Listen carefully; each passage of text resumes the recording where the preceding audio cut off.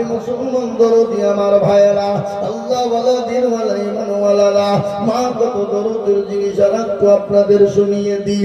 আল্লাহ নবী বিশ্ব নবী বলেছেন মেয়েদেরকে মাকে মেরো না। কেন জানো?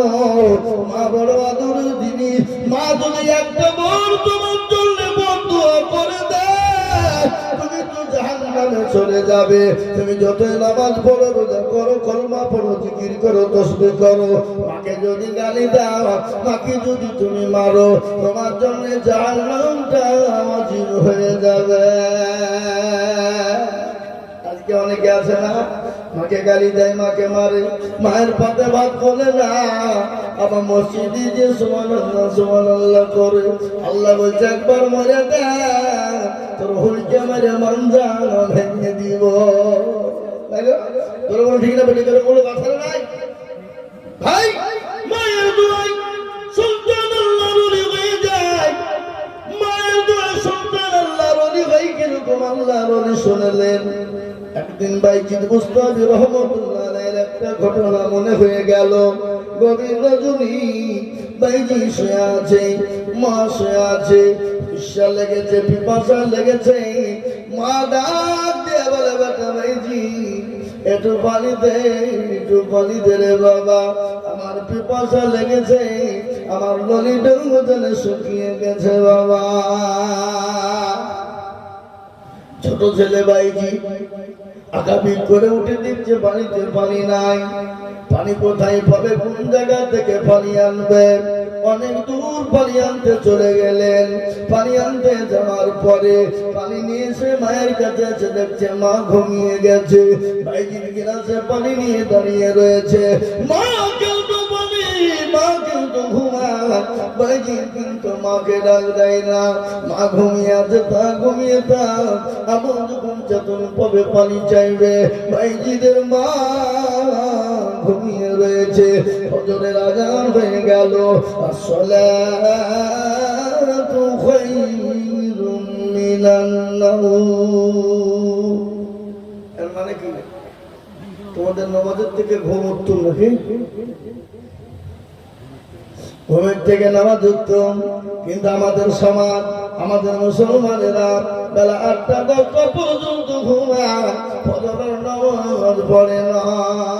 পড়ে গো কথা কয়? ফজরের নামাজ যদি কেউ না পড়ে, আল্লাহ তার চেহারা থেকে নূরকে তুলে নিবে, তার চেহারা খারাপ হয়ে যাবে। মুসলমান আজকে বেলা রাত্রি 1টা-2টো পর্যন্ত আমরা জাগি, মোবাইল চালাই, কিন্তু নামাজের আপনার আজানের টাইম হয় তখন ঘুমের আরো জোর চলে না, চলে না, চলে বলো। মুসলমান জীবনের কোনো মূল্য নাই, কখন চলে যাবা। নামাজ পড়ো রে যুবক, নামাজ কবে পড়বা, কখন নামাজ তুমি শুরু করবা? বিশ্বাসের বিশ্বাস নাই, চোখ দুটো যদি বন্ধ হয়ে যায়।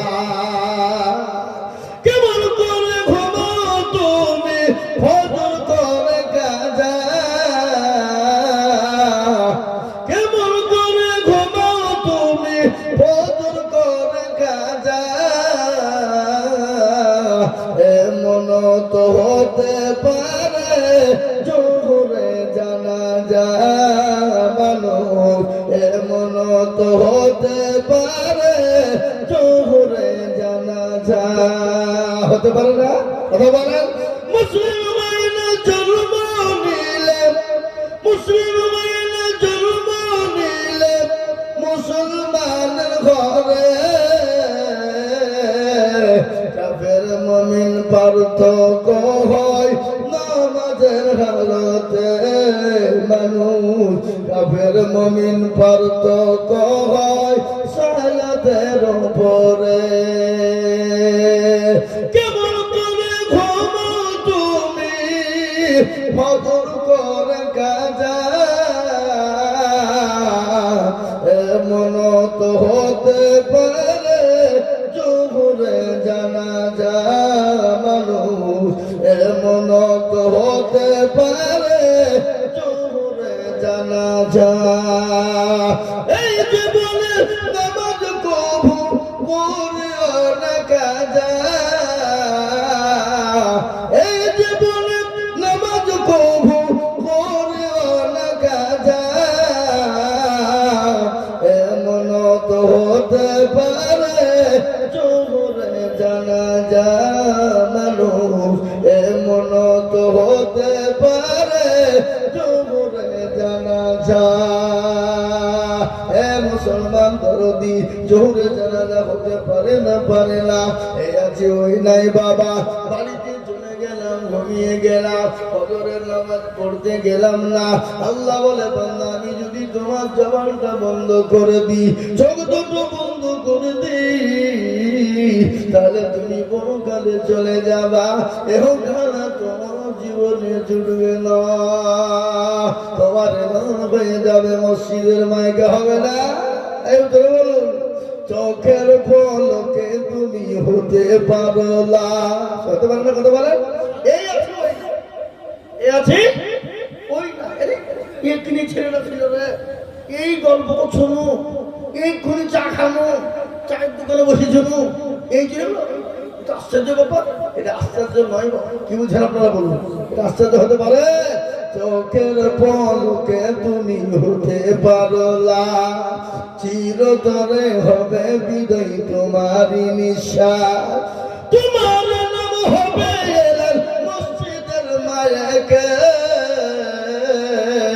বাড়িওয়ালা নাই রে বাড়ি নাই রে দুনিয়াতে, বাড়িওয়ালা নাই রে বাড়ি নাই রে দুনিয়াতে।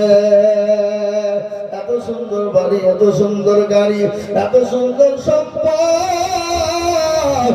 মুসলমানে আমার ভাই, আমার তুমি, আমার বাচ্চা, আমার ও যুবক, আমার ভাইরা মুরব্বীরা শুনেলেন, এই গাড়ি বাড়ি টাকা পয়সা সম্পদ রে বাবা, না না না, আগে ঠিক চলে যাবে, কখন আছে কখন চলে যাবে, জীবনের কোনো মূল্য নেই, জীবনের কোনো দাম নাই। এ মুসলমান দরদি, আমরা আপনারা চলে যাব, যাওয়ার পর আর একটা জায়গা আছে পরকাল, সে জায়গায় না দিয়ে অনন্তকাল থাকতে হবে, যে জায়গার নাম কিন্তু শেষ হবে না।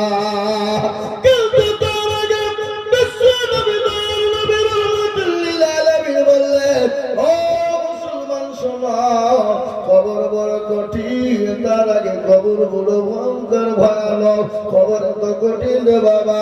আল্লাহ নবীর বিবি মা খাদিজাতুল কুবরার কথা মনে হয়ে গেল, আল্লাহ নবীর বিবি মা খাদিজার কথা মনে হয়ে গেল।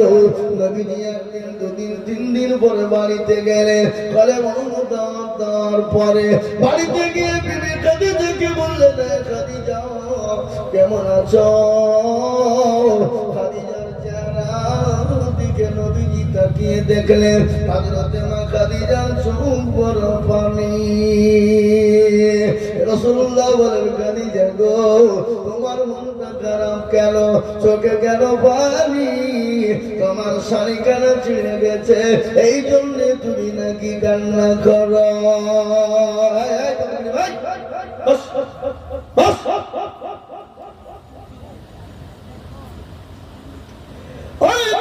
তুমি কান্না করো কেন, তোমার শাড়ি কেন ছিঁড়ে গেছে, কোনো তলি দেওয়ার জায়গা নয়, সেলাই করার কোনো জায়গা নাই, এই জন্য তুমি কান্না করো নাকি?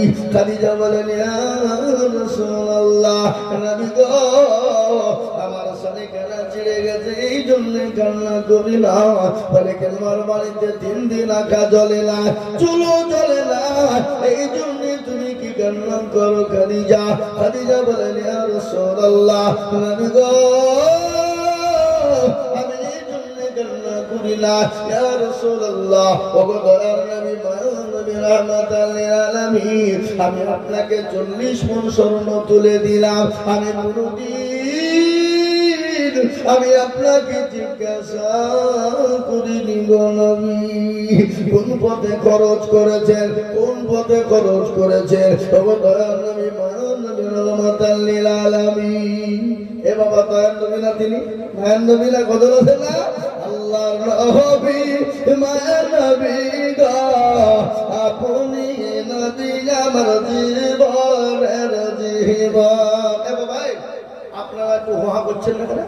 গলা ব্যথা ভক্ত লাগে নাকি? এ বাবজি, সেপ্টেম্বরের 15 তারিখ থেকে জালসা শুরু করেছি। কবে থেকে? সেপ্টেম্বরের 15 তারিখ। প্রতিদিন চলছে, প্রতিদিন। এখনো একবারে রোজার আগা দিন পর্যন্ত একদিনও ফাঁকা নেই। এটা আমি আপনাদেরকে গল্প করে দেখেন, ডায়েরি দিচ্ছে দেখেন, রোজার আগা দিন পর্যন্ত একদিনও ফাঁকা না, বা কোনোদিন দুটো আছে, কোনদিন দুটো করেও আছে। এই নভেম্বর মাস আসছে, 48টা জলসা আছে, ডবল ডবল। 30 মাস জলসা হলো 48, কি বুঝলেন? ডিসেম্বরে 40টা জলসা আছে, 30 মাস। সারা পশ্চিম বাংলা নয়, আসাম, ত্রিপুরা, মেঘালয়, বিহার, ঝাড়খণ্ড, পশ্চিম বাংলায় সব প্রান্তে আছে। বা প্রতিদিন যদি 2 ঘন্টা করে বকি, মোটামুটি জলসা আছে প্রায় 270 থেকে 80 প্রোগ্রাম আছে। প্রতিদিন 2 ঘন্টা করে বললে কথা হবে? এ বাবা, আপনারা 1 ঘন্টা 10 মিনিট মাইকে বলেন, দেখে বলেন, কালকে আপনাদের গলাকে জিসিপি দিয়ে চালিয়ে তুলতে হবে, কি বুঝছেন? কথা বলে না। আল্লাহ নবী মায়া নবী গো, আপনি নবী আমার জীবনের জীবন, আপনি আমার জীবন সাথী, অন্ধকার খবরের বাতি, আপনি হইলেন নির্দুনিয়ার ধন। আল্লাহ নবী মায়া নবী গো, আপনি নবী আমার জীবনের জীবন, রহমাতাল লিল আলামিন, আপনি উম্মতের জামিন, আপনি হইলেন গুনাহগার উম্মতের আপনজন।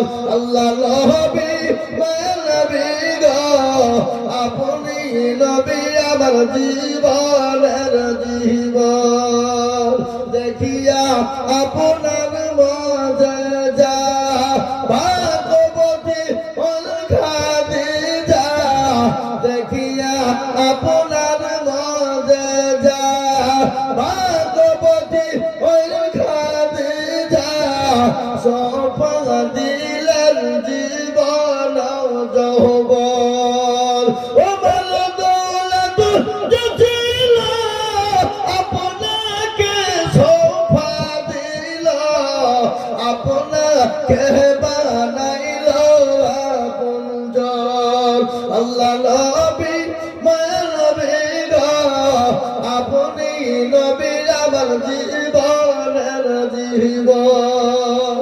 এ মুসলমান দরদি আমার ভাইরা, ও আল্লাহ ওয়ালা নবীর প্রেমিকেরা, আল্লাহ নবী খাদিজাকে বলেন, খাদিজা তাহলে তোমার বাড়িতে 3 দিন চুলো জ্বলে না, এই জন্যই তুমি কান্না করো। বলে নবী গো, আমি কেন কান্না করে শুনবেন? বলে কেন কান্না করো? বলে রাসূল, ওই কবর কঠিন কবর, নবী কবরের সাথে নাই, বাতি নাই, কবরে বন্ধু বান্ধবী নাই, কবরে বিছানা লাইট নাই। নবী বলো, আমি খাদিজা ওই কবরে কি করে থাকবো?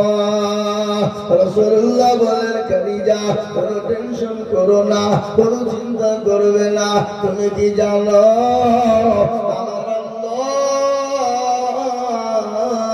দুইজন আমার বিবিকে তোমার জন্য ওই কবরে পাহারাদার হিসাবে রেখে দেবে। সুবহানাল্লাহ বলুন না, তুমি ভাগ্যবতী নারী চিন্তা করুন। হ্যাঁ, নবীজি যখন যেখানে তো করতেন জাবালে নূর, বিশ্ব নবীর কাছে তিনি প্রতিদিন 2-3 বার করে যেতেন। মা খাদিজার একদিন শরীরটা বড় দুর্বল হয়ে গেছে, বড় বৃদ্ধা হয়ে গেছে, চলতে পারে না। নবীর কাছে হামাগুড়ি দিয়ে পৌঁছে গেল। নবী কিন্তু মুচকি এসে যায়।